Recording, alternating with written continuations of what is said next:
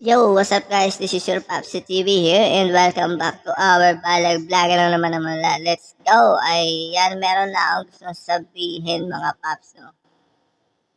Alam nyo kasi mga Pops, ang tao, pag binigyan mo ng pagkakataong magloloko at magloloko yan.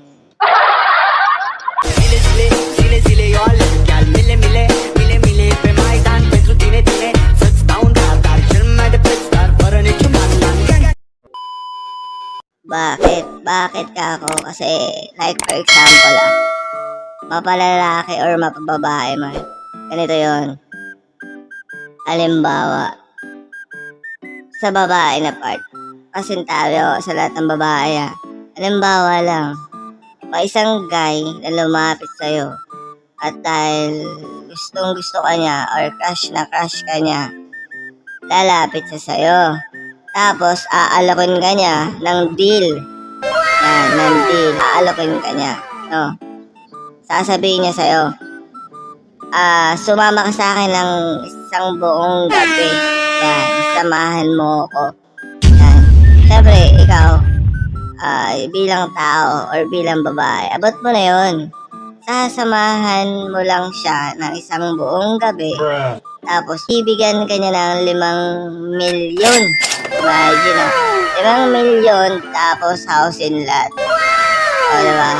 Dahil sa kagustuhan niya lang na makasama ka ng isang gabi. Buong magdamag. Ganun niya kagusto. No?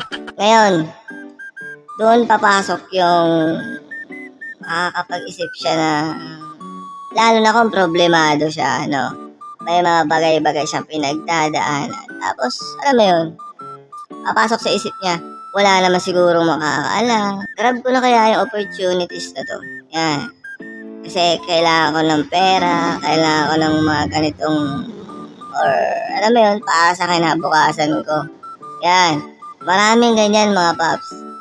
Sa lalaki naman, sa aming mga lalaki naman, alam mo yun, yung tipong, halimbawa, malayo ka sa pamilya mo, tulad ko, malayo ka sa pamilya ko. Possible mangyari yung, alam mo yun, kaya tawag natin, tawag ng laman. Hindi ko naman nilalahat sa babae at sa lalaki, hindi ko naman nilalahat. Pero yun nga, doon papasok yung pag binigyan mo ng pagkakataon, no, na magloko. Hindi dahil ginusto niya. Dahil kailangan niya. Yan yung mga facts talaga na, alam mo yun, yung tinatawag na kapit sa patalim. Isang gabi lang naman. Diba? Sa lalaki naman, isang gabi lang naman, pamparaos lang. Alam mo yun? Kaya doon papasok yung word na pag binigyan mo ng pagkakataon na magloko ang isang tao, magloloko at magloloko yan. Hindi dahil ginusto niya, kundi dahil kailangan niya. Yes, sir!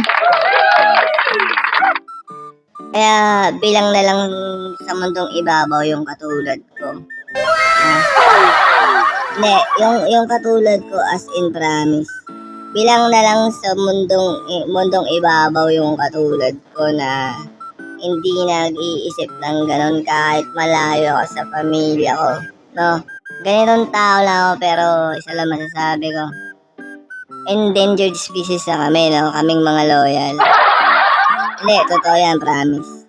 Ganito man lang kami pero 100% loyal kami. Asawa lang namin, wala nang iba.